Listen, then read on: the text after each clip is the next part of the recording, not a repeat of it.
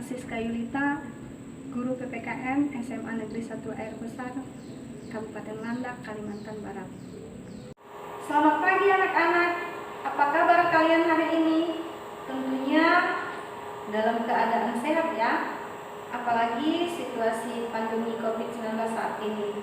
Ibu mau mengingatkan kalian semua untuk selalu mematuhi protokol kesehatan yang dianjurkan oleh pemerintah, yaitu memakai masker dan mencuci tangan.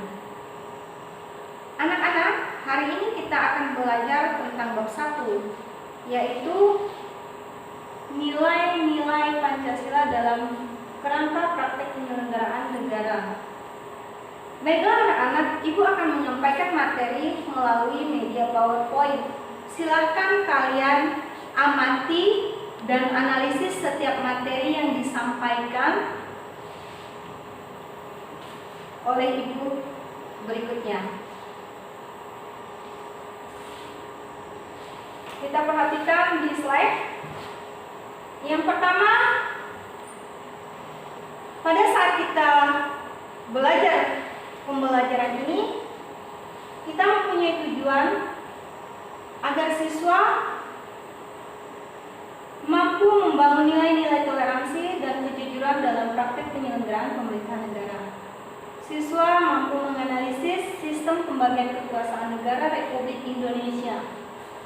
Siswa mampu menyajikan hasil analisis pembagian kekuasaan di Indonesia.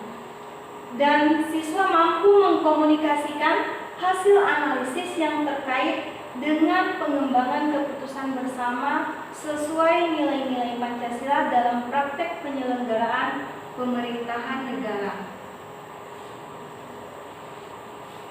Selanjutnya, bagian A, yaitu sistem pembagian kekuasaan negara Republik Indonesia.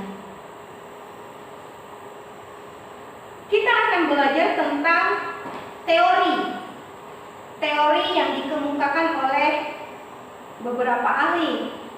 Yang pertama, menurut John Locke, kekuasaan negara dibagi menjadi 3, yaitu yang pertama, kekuasaan legislatif. Kekuasaan legislatif adalah kekuasaan untuk membuat atau membentuk undang-undang. Yang kedua, kekuasaan eksekutif, yaitu kekuasaan untuk melaksanakan undang-undang, termasuk kekuasaan untuk mengadili setiap pelanggaran terhadap undang-undang. Dan yang ketiga adalah kekuasaan federatif, yaitu kekuasaan untuk melaksanakan hubungan luar negeri. Itu menurut pendapatnya John Locke. Sekarang kita belajar menurut pendapatnya Montesquieu. Montesquieu berpendapat kekuasaan negara dibagi juga menjadi 3, yaitu kekuasaan legislatif, sama pengertiannya, yaitu kekuasaan untuk membuat dan membentuk undang-undang. Yang kedua, kekuasaan eksekutif, kekuasaan untuk melaksanakan undang-undang. Yang ketiga, itu kekuasaan yudikatif. Kekuasaan yudikatif yang dikemukakan oleh Montesquieu itu artinya adalah kekuasaan untuk mempertahankan undang-undang, termasuk kekuasaan untuk mengadili setiap pelanggaran terhadap undang-undang. Silakan anak-anak kalian cermati dulu antara pendapat Montesquieu dan pendapat John Locke. Adakah perbedaan dari kedua pendapat tersebut? Diamati. Setelah itu nanti kalian membuat pertanyaan.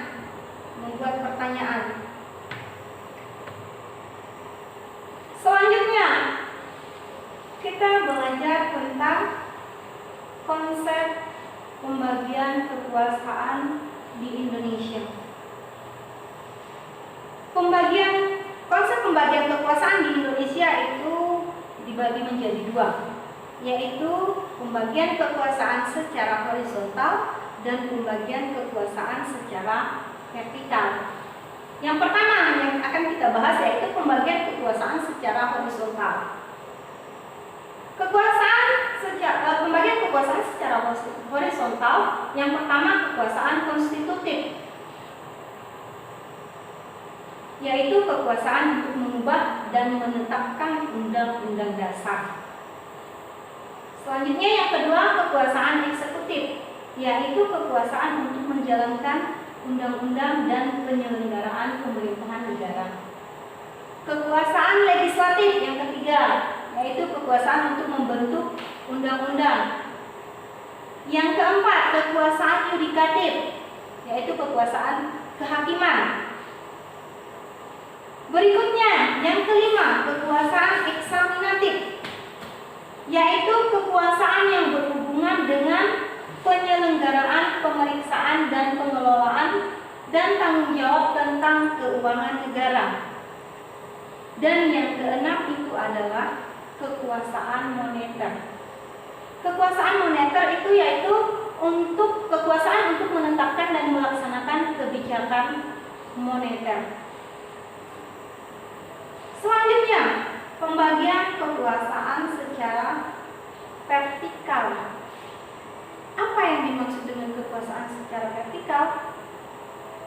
Pembagian kekuasaan secara vertikal adalah merupakan pembagian kekuasaan menurut tingkatannya, yaitu pembagian kekuasaan antara beberapa tingkatan pemerintahan. Atau dengan kata lain, pemerintah pusat menyerahkan wewenang pemerintahan kepada pemerintah daerah otonom atau provinsi dan kabupaten.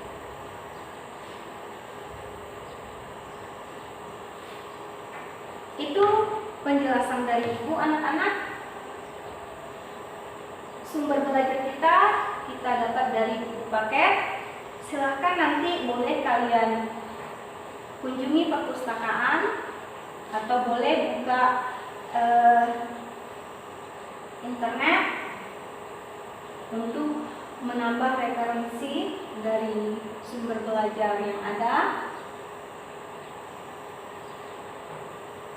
Dan selanjutnya, dari ringkasan materi yang kalian amati dan analisis, buatlah pertanyaan sebanyak mungkin, kemudian pertanyaan tersebut didiskusikan dengan teman.